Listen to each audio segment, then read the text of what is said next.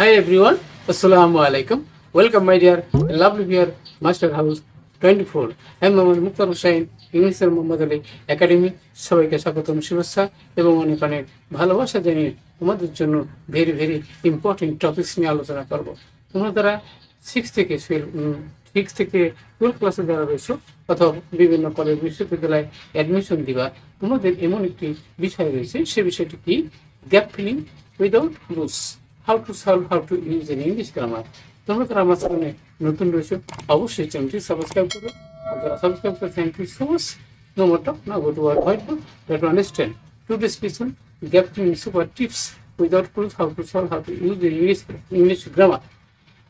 তোমরা যারা HSC pass করেছো, ভালো রেজাল্ট করেছো, সবাইকে কংগ্রাচুলেশন, অভিনন্দন। আর তোমাদের এবার শুরু হবে তোমাদের সেই বাস্তব লড়াই, অ্যাডমিশন টেস্ট। বিভিন্ন কলেজ বিশ্ববিদ্যালয় তোমাদের রেজাল্ট হয়েছে, তোমরা অবশ্যই সেই লড়াইয়ে যাতে জয়ী হও সে দোয়া এবং আশীর্বাদ করে আজকের ভিডিও থেকেই তোমরা সেই বিষয়টি চমৎকারভাবে জানতে চলেছো। So no more talk, now go to our whiteboard. Try to understand today's lesson, gap filling super tips without tools, how to solve, how to use in English. So let us start.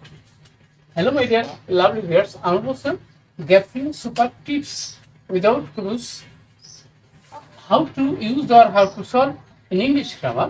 কিভাবে সমাধান করলে তোমরা 5 in 5 অর্থাৎ 100% confirm পাবা। আমাদের episode হলো 106 নম্বর video. তোমাদের এই গ্যাপ ফিলিং এর মধ্যে তোমাদেরকে different kinds of parts speech সম্পর্কে অবশ্যই সুন্দরভাবে জানতে হবে। যে কোনো ক্ষেত্রেই কিন্তু এই ডিফারেন্ট কাইন্ডস অফ পার্টস স্পিচের ব্যবহার সম্পর্কে জানার দরকার আছে। সেই নলেজটা থাকলে তোমরা ইজিলি সেটা তোমরা যে কোনো বাস্তব ক্ষেত্রে তোমরা ইউজ করতে পারবে। তাহলে প্রথমে দেখতে পারো বন্ধুরা, ফর HSC অ্যাডমিশন টেস্ট 2023 তোমরা যারা দিবা তাদের জন্য ভেরি ভেরি ইম্পর্টেন্ট। তাহলে প্রথমে দেখো বন্ধুরা, good conduct is a Nobel. তাহলে ভালো আচরণ হচ্ছে একটি কি মহৎ এখানে গুণ যদি হয় তাহলে গুণের ইংরেজি আমরা জানি কি? গুড হবে না ভার্সু হবে?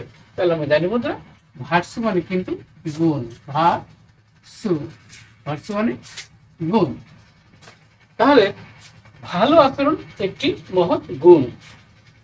Our Holy Prophet Sallallahu was indeed a dash of conduct. তাহলে ভালো আচরণের একটি আদর্শ যদি বোঝায়, তাহলে আদর্শের ইংরেজি আমরা জানি বন্ধুরা মডেল। মডেল মানে আদর্শ। তাহলে একটি ভালো আচরণের আদর্শ হলো our Prophet Sallallahu।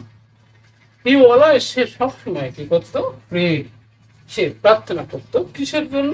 তাহলে আমার জন্য যদি ফর হয় তাহলে ফর গুড, ভালোর জন্য, এন্ড পিস অফ মাইন্ড, মনের শান্তি।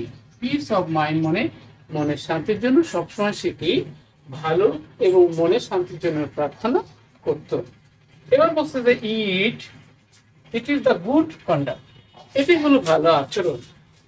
এখানে কিন্তু ভার্ব রয়েছে, কিন্তু এখানে ভালো আচরণ যেখানে রিলেটিভ প্রোনাউন ইউজ করতে হবে, তাহলে সেটা আমরা কি করতে পারি? আমরা এটি দ্যাট দিতে পারি, অথবা আমরা হুইচ ব্যবহার করতে পারি।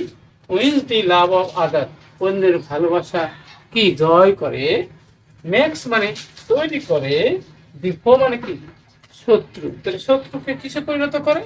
এখানে ফ্রেন্ড লেখবো আমরা, কারণ বন্ধুতে পরিণত করে ফ্রেন্ড, ইনটু ফ্রেন্ড, অর্থাৎ শত্রুকে বন্ধু হিসাবে পরিণত করে। It is essential for a just society. এর নাউনের আগে অবশ্যই একটি অ্যাডজেক্টিভের প্রয়োজন রয়েছে। তাহলে সেক্ষেত্রে আমরা কি দেখতে পারি? Peaceful, peaceful society, civilise society, অর্থাৎ এখানে শান্তিপূর্ণ সমাজ, সভ্য সমাজের জন্য প্রয়োজন। এবার পাচ্ছে ইট কস্ট আস, এখানে এটি কিন্তু ভালো আচরণে আমরা জানি পয়সা লাগে না, ঠিক আছে?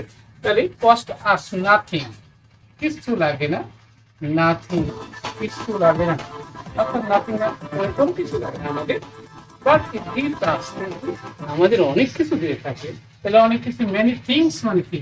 অনেক কিছু দিয়ে থাকে, থিংস অনেক কিছু দিয়ে থাকে, অর্থাৎ সো তাই উই শুড, আমাদের উচিত মডেল অফ ভার্ব, মূল ভার্ব দরকার তাহলে এই যে ভালো আচরণ আমাদেরকে কি করতে হবে, অনুসরণ করতে হবে, চর্চা করতে হবে। অবশ্যই আমরা প্র্যাকটিস করবো, PRACTICE, প্র্যাকটিস, চর্চা করবো, ফলো করবো না, চর্চা করতে হবে। কাল্টিভেট হতে পারে, আমরা কাল্টিভেট মানে চাষ করা, চর্চা করা, এখানে আমরা প্র্যাকটিসও দিতে পারি। এলো in our contact with other, তাহলে অন্যের সাথে ভালো আচরণ করার সময় অবশ্যই আমরা বুঝতে পারছি কিভাবে get tips or tips without clue how to solve in English grammar।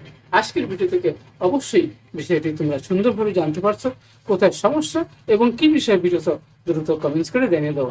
সবাই সুন্দর এবং সাকসেসফুল জীবন কামনা করে তোমাদের স্বপ্ন এবার বিশ্ববিদ্যালয়ে ভর্তি এবং তোমাদের এসএসসি পরীক্ষা দিবা, তোমাদের জন্য ভালো ফলাফল সেই দোয়া এবং আশীর্বাদ করে এখানে বিদায় নিচ্ছি। আল্লাহ হাফেজ।